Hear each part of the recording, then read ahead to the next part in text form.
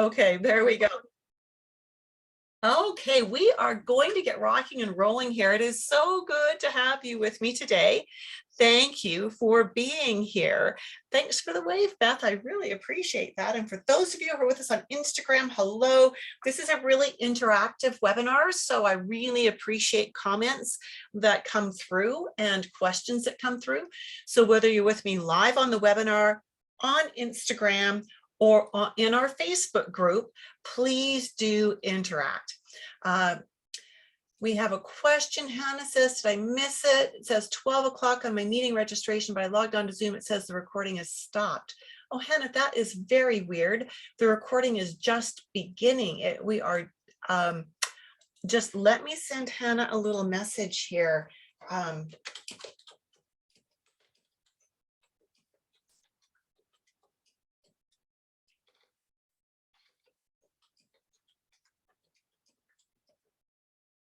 When I start up.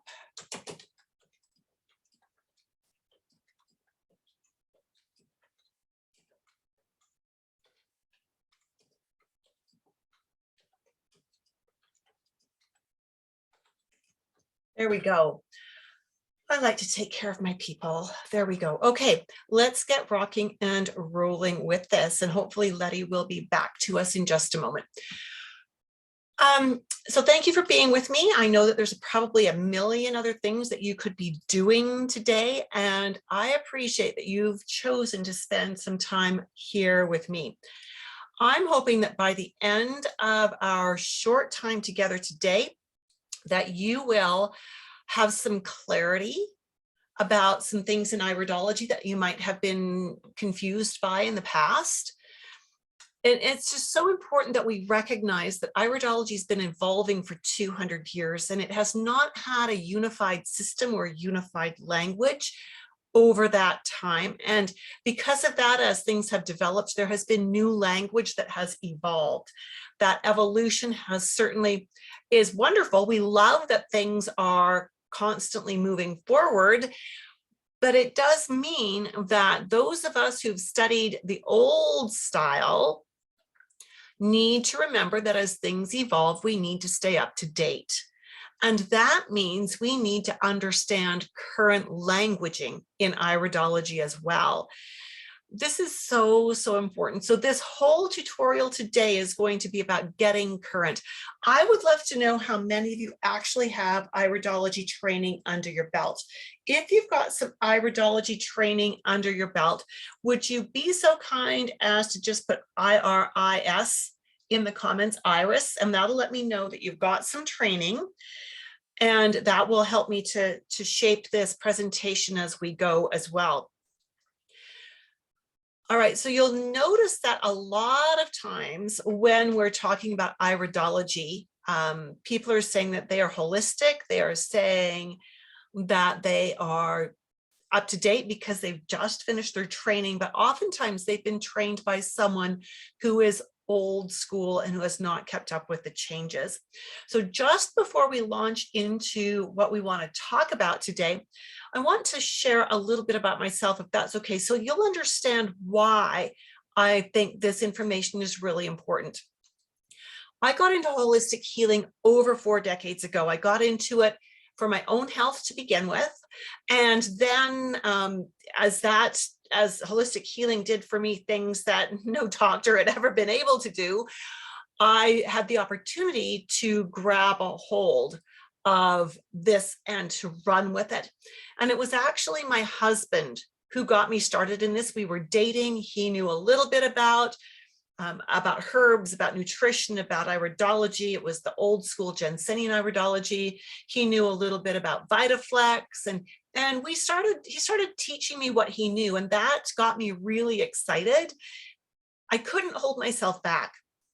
I started reading everything I could get my hands on. And when you think about what the world was like 4 decades ago, we didn't have the internet, right? We only had books. And if you had a local class, that was a bonus. We didn't have many local classes where I live. At any rate, here we are all these years later. I've been a holistic health coach now for 4 decades. I've written books over those years. They've all been self-published and self-distributed. Pregnancy Naturally, the Herbal Birth Kit Handbook, Healthy Kids Naturally, The Essential Guide to Nature's Sunshine Products, Biokinesiology and Color Therapy Level 1 and 2, Confident Nutritionist Dynamic Iridology Textbook. I've also created a lot of courses. I love teaching. I did go to university, had enough credits to graduate, but not enough in any one major because I started out in elementary education and then moved into secondary education and then decided I didn't want to teach children, but I really love teaching adults. And so I've created these courses, Herbology Level 1, this is like 35 years ago. And in this one, it was 20 hours of herbal education because health food stores were just starting up. The whole herbology thing was just starting to become mainstream. People were wondering, how do I know what herbs to use? Where would I get herbs? So we were talking in that course about herbs that you would buy pre-encapsulated that were commercially available and what could you use them for. The students loved that one. That was mostly for home use. They loved it so much that they wanted a deeper levels. So we created a level 2, which was 16 more hours. But this time we were looking at the synergy of herbal preparations. So we were looking at commercially available herbal blends, usually in a capsule form, talking about why are the individual ingredients in there? How do they help each other? And not only that, but when you understand the ingredients, what other things could that blend be used for? Huge success. These courses were typically run through our City of Calgary Leisure Learning Department, Parks and Recreation. We always ran these courses 3 times a year, and there was always a wait list. Sometimes my coordinator would ask me did I have another night I could give him where he could put in another section of a class, which was brilliant. I've also designed and taught biokinesiology and color therapy level 1 and level 2. Some of you might know biokinesiology as muscle testing. For a few years, I was a certified prenatal educator with the ICEA, the International Childbirth Education Association. So I designed and taught prenatal classes, and that was a joy. I still love doing prenatal work in my clinic. And of course, my most recent creation is the Dynamic Hybridology Assessment System, which is a course that is approved by IPA, which is the International Iridology Practitioners Association, as a training course to certify through them. And it includes all of the curriculum of what they require for level 1 and level 2. I am a proud certified iridologist with IPA, and these badges that they give us are very important because they show, and the reason they're only good for 2 years is they show that every 2 years we have maintained upgrades. We have done more learning, we have studied more, we've met certain requirements. That goes for both the certified iridologist and the certified iridology instructor. I have to, for both of those, maintain certain standards of ongoing education for myself in order to maintain those credentials. I'm also a proud member of the Canadian Association of Holistic Nutrition Professionals, the Canadian Association of Natural Nutrition Practitioners, and a proud member of the Alberta Herbalist Association. These are all wonderful organizations, and I absolutely adore being a part of them. At the end of our time today, I would like to take a moment to share some information about the Dynamic Iridology Assessment System for health professionals. And I promise that will only take a few moments. But for now, let's dive right in and talk about the language of iridology. All right. Now, as we do this, I want you to keep in mind that this is not a comprehensive lesson. It's a dip your toe in lesson. Got it? Let's start with the very first thing that gets everybody's attention, and that would be what I learned years ago as a Jensenian iridologist to call a lesion. Now, I don't know about you, but I don't like the word lesion. When I think of lesion, I think of cancer for some reason. What we know about these old terms is they tend to be extremely diagnostic in nature. So the name is actually more identifying a disease in many cases, and or identifying a specific disease process. And that's what we want to avoid as holistic practitioners. If we are licensed medical doctors, then we can diagnose, but never a good idea to diagnose from an iris specifically. The iris gives us clues, it gives us insight, it teaches us what questions to ask, but it doesn't give us a disease name. So when we see the word lesion, the definition of lesion is a region or organ or tissue which has suffered damage through injury or disease, such as a wound, ulcer, abscess, or tumor. Now, the up-to-date understanding, when I studied iridology to begin with, I was taught that if we did the right things, that we could make these go away, that we could make them get smaller, we could make them disappear. The up-to-date understanding is that these are not going anywhere, that these have been inherited from the previous generations, from 3 to 4 generations before us. They show us what the inherent potential is. And when we know how to assess these really well, we can often, with the right questions, determine whether this is almost completely resolved in that lineage, or whether it is still an active concern. So last week I did a webinar on the fact that the lay of the fibers doesn't change, it stays. So what we know now, we now use the word lacuna. Those of us who are in constitutional iridology use the word lacuna. Lacuna simply means an unfilled space or gap. A lacuna brings our attention to a reaction field in the iris, but it does not tell us what is inherently wrong there. Lacunae are, again, inherited markings. They are passed down from the previous 3 to 4 generations.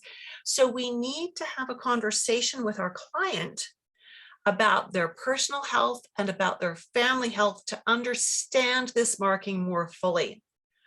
When we've got several lacunae, like we do in this eye, lots of them in here, each one of them is often not important. Together, they actually give us a constitutional type.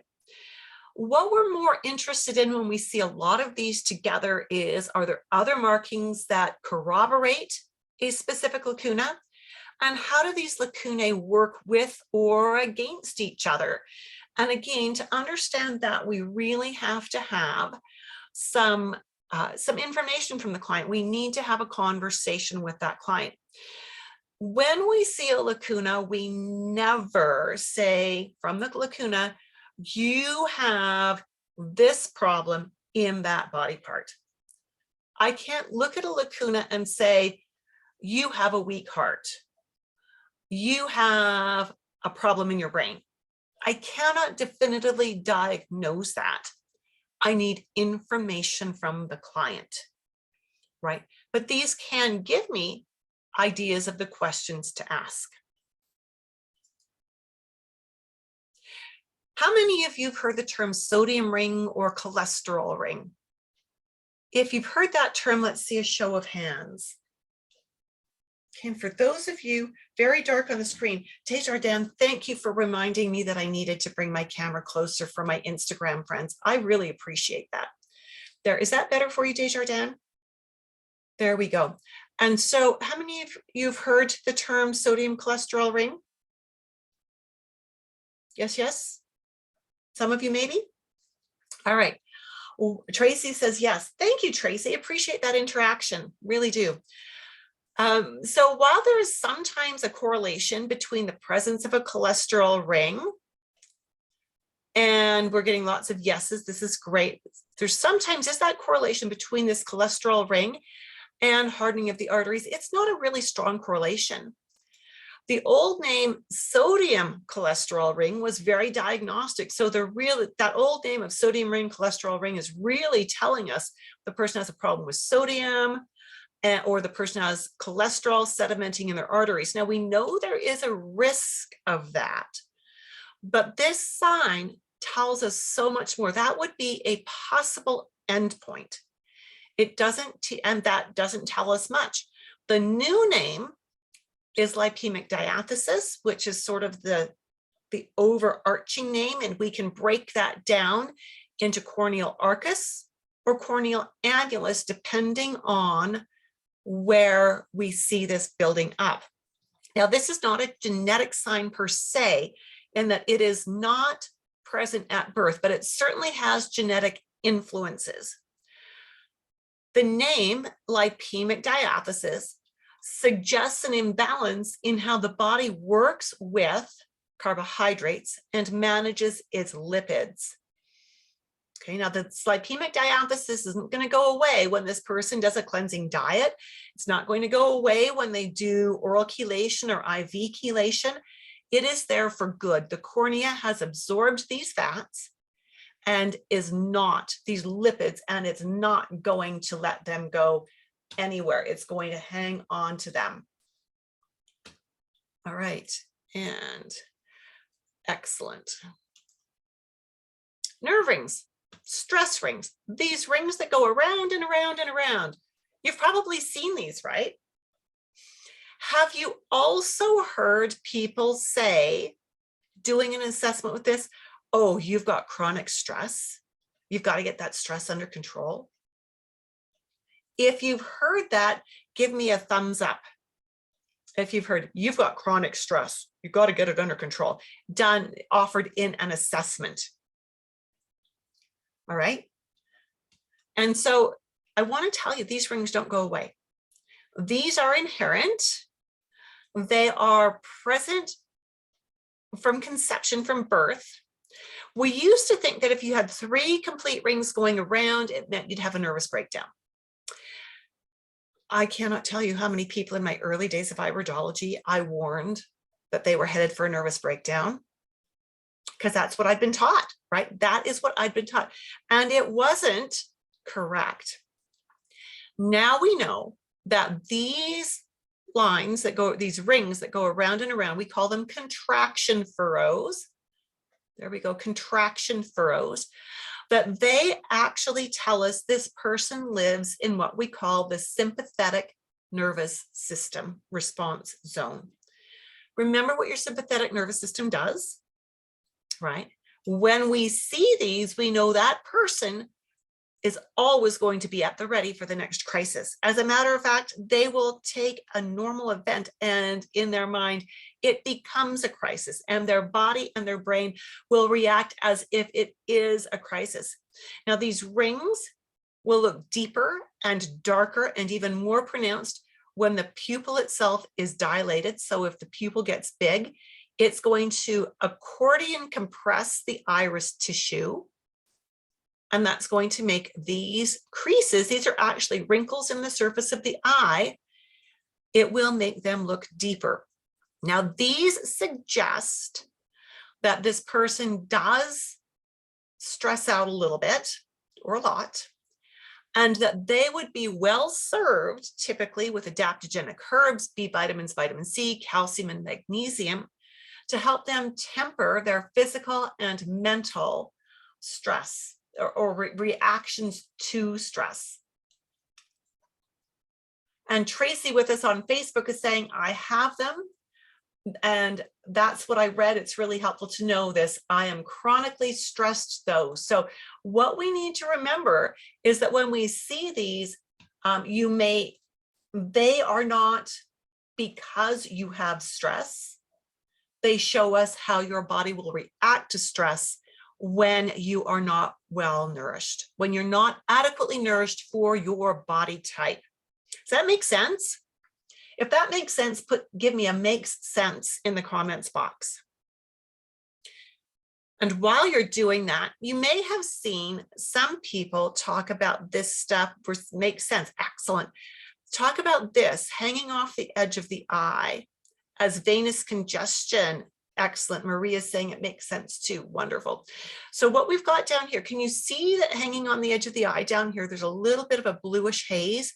It's actually the sclera just off the iris, and it's bluish, right? When we see bluish there, it's not necessarily just venous congestion. We call this a circulatory ring. And this does speak about possible challenges with circulation.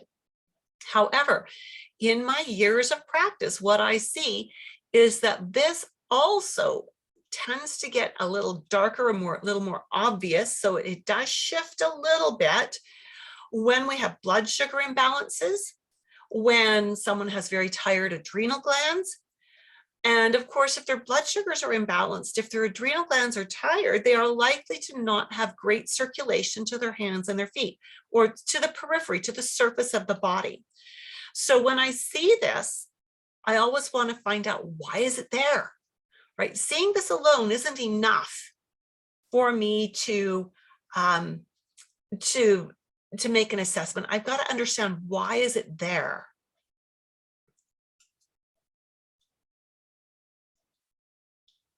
Alrighty, so here we have what you might have called parasite lines, and that's the black lines radiating outward. Radiating outward. We see them in both of these eyes. These eyes are not from the same person, but they're lovely sets of what used to be called parasite lines, or radii solaris. Radii solaris means rays of the sun. They do look like rays of the sun, don't they? But they do not tell us anything about parasites. The irides can only teach us about things that are genetic, can only teach us about things that are a part of our DNA. So where the sclera can be a little bit dynamic and show us, that the lipids have been out of balance for a long time, the liver's not processing lipid or carbohydrates properly, and create the Lypemic Diathesis, these have been there since conception. Do you see the difference? That some things, even the Lypemic Diathesis has a genetic influence, not always, it's not totally created by genes. You've got to have the influence, and you've got to have the messed up eating, the disordered eating, and the liver that doesn't want to do its work properly. When we're seeing radial furrows, they are always there. They're not going anywhere. Remember, the eyes can only tell us about things that are actually part of our DNA, and parasites are not a part of our DNA. So making a pronouncement that this person has parasites based on the presence of radial furrows is inaccurate. Radial furrows is a more apt name, because simply what this is it is a separation between the fibers and fiber structure in the eye that allows us to look down between the fibers into the space, and that space is shaded. Depending on how deep it is, it'll be more and more shaded. And so this is telling us that we've got a separation in the stroma that radiates out from the central part of the iris. Now, what does that mean?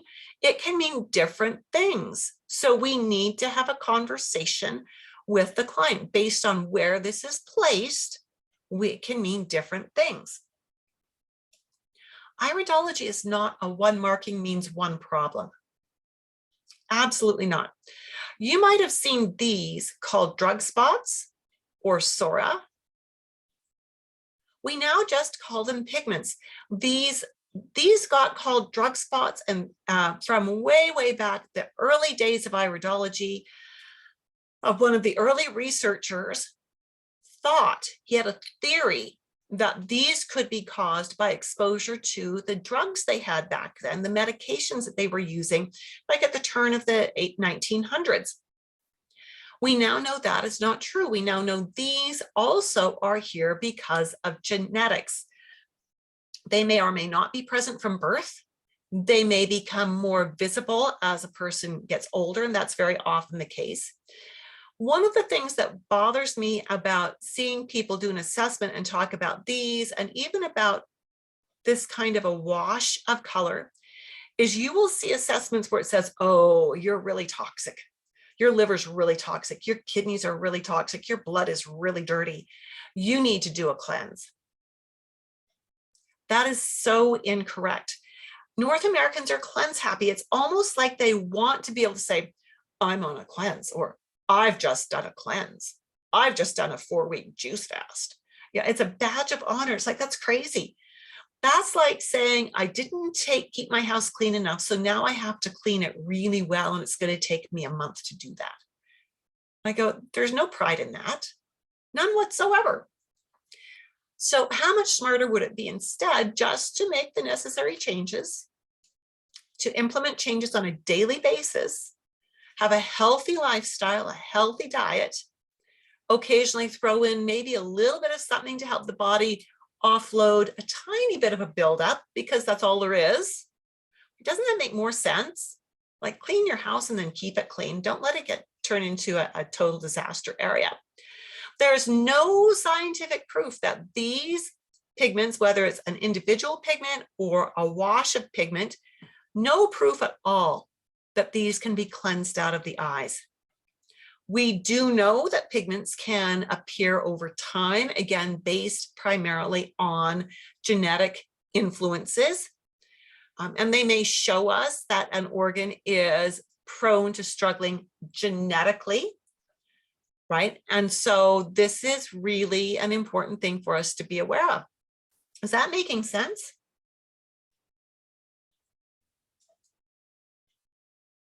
We have the absorption ring. That's right in here. It's a little bit hard to see. You can even see it on Instagram, this little band of more prominent fiber right in here. This is an absorption ring, inner pupillary border, or we now call it the inner pupillary border. We're going right to the edge of it right here. So those of you on Instagram, you can see right here, we've got this darker edge. This is the actual inner pupillary border. So the absorption ring is now called the inner pupillary border. This is actually a correct ophthalmological term for this edge. This area in iridology correlates to the stomach lining, and it teaches us about the body's inherent ability to secrete digestive juices. It has, for this person, it has always been this shade of gray. It didn't become gray. It's not going to become not gray. It is gray. And when we see that it's gray, it suggests a reduced ability for the stomach lining to secrete protein digesting juices.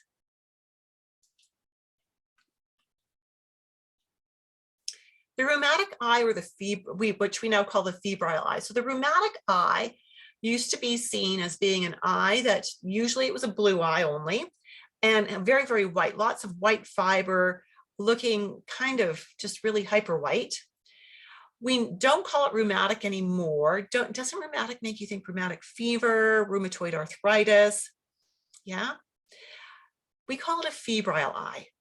And what this means is this is a person who very likely was prone to fevering as a child, but that would have been their first line of defense. These people tend to be more prone to mucousy conditions, but if they're managing their foods and digestion well, they can actually maintain control of their mucus output quite nicely and keep that immune system working well. Now, a fever is actually a sign of an immune system that is working, right? It's not an indication that something needs to be fixed. It's an indication that the immune system is actually working and doing its job. A weak constitution. Now, wouldn't that make your day? Someone looks at your eyes and goes, wow, you got a weak constitution. That's just, you know. And how did we ascertain that? Well, we looked at all of the gaps and spaces and shading, and the way so much of the fiber looks a little crisscrossy and tangled up. In reality, whether your fibers are densely packed or fairly straight or wavy woven or gappy shows your predisposition, not your actual condition. So while this is the eye of someone who it's going to take a little more effort to get their body to respond, we're going to have to be more diligent with food on an ongoing basis with the right food choices. We are going to have to make sure that they've got the right supplements. There's not going to be a lot of leeway for cheating because their body doesn't respond quite as well. The fact of the matter is they can enjoy very good health. We now call this the connective tissue subtype because what it really tells us is that this person doesn't heal their structure very well. All right, so we've got a comment about pingueculas in both eyes. They're disappearing with milk thistle. And that's because pingueculas are not genetic. Pingueculas are not genetic. They can have a bit of a genetic influence, but they are more an indication of a liver imbalance. All right, and so here we go with a strong constitution. Let's look at the opposite. Look at the fiber structure here. Look at how neat it is, tidy and organized, like someone combed it and laid it out. Well, we no longer call this a strong constitution. We call it a neurogenic subtype. This type will, they often have a really strong body, a really resilient body. They stay well very easily until they don't, because they often abuse their bodies. You know, they can get away with it. They can have, you know, processed food and alcohol and coffee and fizzy drinks and things like that, and they can get away with it until they're about 40. And then their body goes, yeah, not doing that for you anymore. And they start to have some health issues. The nice thing about this eye structure is if they get on board and start doing the right kinds of things for their health, their bodies usually respond really quickly and really obviously. And hopefully in doing that, they learn the lessons that they need to maintain good health for many, many more years. These people also with this type of eye structure tend to want everything to be just so. They crave peace and calm, and that is exactly why they're called neurogenic. Bowel pockets are crypts. So when we look in here, we see we've got little tiny dark things right in here, in this area right here, tucked just inside the collarette. Now, because we are holistic practitioners, we don't have a way to look inside the body to actually confirm the presence of bowel pockets or diverticuli.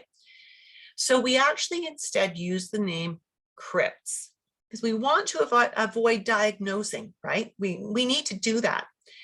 Crypts suggest an area that is inherently a little bit weaker, an area that it might be harder for the body to get rid of toxins from, an area where it might be harder for the body to even get nutrients into. And so when we see these in an eye, we want to be asking questions about bowel function. We want to be asking if there's any issues with pain or blood on the stool or anything like that. And then we want to make whatever assessments we need to and recommendations. And depending on the client's answers, we might actually need to send them, have them go to their medical doctor, right? They often don't want to, but legally, because we are not allowed to diagnose or prescribe, we often have to do that. Now, if you're a naturopath in some states, you actually can make that assessment and you can requisition those tests, and that's really cool. And that's great. This ring coming around here used to be called the autonomic nerve wreath, or the ANW. We now call it the collarette. And we do that because the collarette actually gives us information about so much more than just the autonomic nervous system. It teaches us about the balance between the sympathetic and parasympathetic nervous systems, which do make up the autonomic nervous system. But this also teaches us about the tone of the intestinal tract. And if it's pigmented, we can gain insight into how other organs that are out of balance may be affecting the function of the nervous system and the intestinal tract as well. So we always want to call that the collarette. Lymphatic rosary. I know you've seen that term used, and that is this coming around the edge with these white cotton ball puffy things. Right? We no longer call it a lymphatic rosary. We now call it the hydrogenoid subtype. Those are actually tophi. And when we've got lots of tophi, it falls into the hydrogenoid subtype. So this subtype is prone to sluggish lymphatic circulation. That is true. But we always need to consider, what is the client already doing for their health? Remember, this is a genetic marking. It is an inherent marking. They are not going to go away. They are there for good. That's how this person was built. And so when we see this, We don't just pop out and say, well, your lymphatic system is sluggish. It's kind of a mess. We need to work on it. Instead, we ask, have you had any challenges with your lymphatic system? Describe what that looks like to your client. And then ask them about their diet and their lifestyle to see if they've already figured out how to support the lymphatic system. This is so important. Like, these people need good water. They need daily physical activity. There's foods they should avoid. There's other foods they should be using regularly in order to help support that lymphatic system. How is this working for you? Is all of this working for you? Is it making sense? Is it giving you clarity to things that you might have seen in other places on social media? If this is giving you clarity, give me that as a word in the comments. Clarity. Clarity. While you're doing that, I'm going to beg your indulgence for just a moment while we just talk about the Dynamic Iridology Assessment System course that is starting up again in February. If you're a holistic professional or a health professional, you don't have to be holistic. If you're even a medical doctor, a nurse, a nutritionist, herbalist, naturopath, whatever, and you are working with people in their health, and you want a way of helping to assess your clients that will narrow down the amount of research you have to do and work you have to do, then this course is one that could be really good for you. We go way beyond one marking means one thing, way beyond that. We teach you how the marks play together. We integrate a bit of herbology, a bit of nutrition to get you thinking about what you already know and how you can pull that in. There's tons of mentoring with this course. It's not just a show up and sit with your hands folded quietly and listen. There's a lot of mentoring that goes on both in the classes and outside of the classes. The classes are taught by a live webinar. Now, you might think that February 9th gives you a lot of time to sort yourself out to get registered, but here's what you need to know. I limit the classes to no more than 10 students because I want to make sure that each and every student gets the amount of time and attention they need in order to master this, to do really well. So the courses can fill up quite early. If you are interested, if you're wanting more information, if you're if you're a health practitioner, a health professional, and you want more information about the class, I'll give you a little bit more. It's 20 2-hour-long webinars. They're taught live. They're not pre-recorded, although you do receive a recording of every class after the fact, so you can review it, or maybe you had to miss a class, you will receive the recording. If this feels like it's something, a direction you want to go, then I encourage you to book a call with me. Let's have a conversation. Let's see if it really is a good fit. Now, some of you who are on this call have already had a conversation with me. And some of you, I said, you're not ready yet. You need to have this other piece of information before you're ready to fly with this class. There are teachers out there who will take anybody who's got a pulse and try to teach them iridology. My experience has been as a teacher for many, many years is that if students come in with none of the right background, and the background's not in iridology, if they don't have the right kind of background, they will drop out.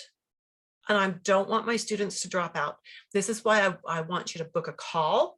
If you're thinking, I think I want to take this class, I want you to go ahead and book a call. It's not a sales call. It's a call for us to assess, are you ready? If you're not, I will give you guidance as to how to get ready for this course.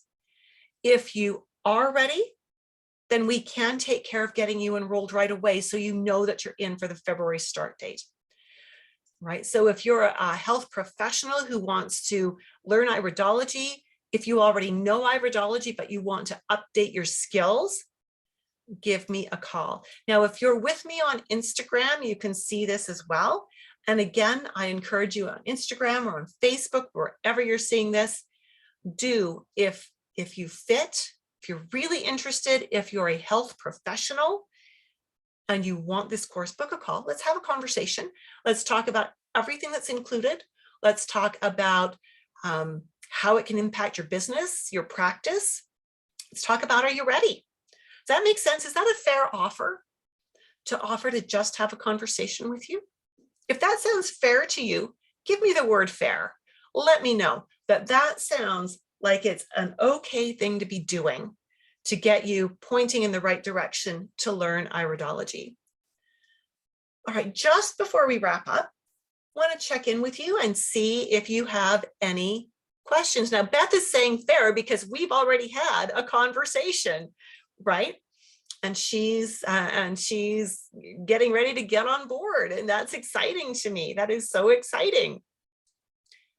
All righty, any other questions? And Zazeltot is saying fair. Thank you, Zazeltot, sorry, on Instagram. Excellent. Any other questions about the content we covered today or about the course? Give you just a couple of seconds. I know that we think the internet is instantaneous, but it takes 15 to 30 seconds for a message to go any direction here, right?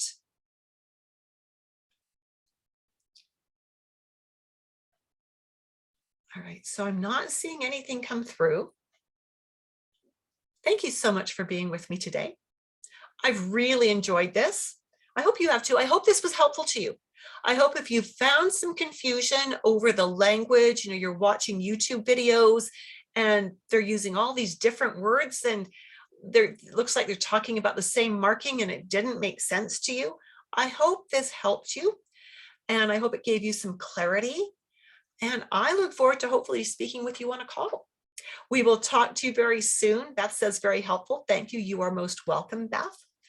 And we will, again, take care. What if you're not a health professional? Many people in the medical field aren't healing people.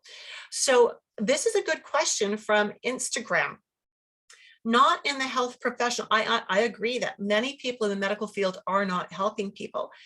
Here's the thing that I found avocados is that the students that I will teach are students who have proof of having completed a university or college level course in anatomy and physiology. When we talk about iridology, we dive deep and it's not just liver. We need to understand how does the liver impact, how does the liver and the pancreas work together? We need to understand the liver's role in the immune function. We need to understand that the liver does 500 different jobs. We don't need to list all of them, but we need to understand how the body works on more than just a really surface level. And so important. And that's why I stipulate health professional. I will teach anybody, even if they're not a health professional, if they've got proof of a college level anatomy and physiology course. And if they don't have one of those under their belt yet, I'm happy to refer you to one that I have tremendous respect for. It's one that I actually I don't earn any commission from. I don't teach for the school. I've just seen their grads and their grads are amazing. And they are willing to teach the anatomy course as a standalone course. And so that's an important thing. I want my students to come in with a solid foundation in anatomy so that I can go deep. I don't have time to teach anatomy in the iridology program. Letty is asking, where can we find your books? My books are all out of print, except for the dynamic iridology textbook, which is available only to my students. It's a digital download. And Avocado said, I've got proof. Amazing. Avocados, if you're interested and you've got the proof, let's book a call. Let's have a conversation and see if this is the right fit for you. Right on? Excellent. Super. I hope that that gave you a foundation as to why I'm a bit of a snob when it comes to who I will let into my class. My goal is ultimately the success of my students. It breaks my heart if somebody drops out, even if it was that their life changed and they just can't do this anymore. It breaks my heart when they drop out. Although they do retain access to their learning materials for as long as they need to finish their course at some point in time. So And so I want to ensure that my students actually have the best chance of being successful. And some of you have heard me say this before, that my goal is actually to teach my students so well that they become the iridology researchers and they move iridology forward and become better iridologists than I ever could be. And that is my ultimate goal. I want to be able to say, that was one of my students. Look at that person shine. Look at the good they're doing. I don't mind living in their shadow. All right, that's it for today then. I look forward to seeing you again real soon and hopefully talking to you on a call. Have a great day and bye for now.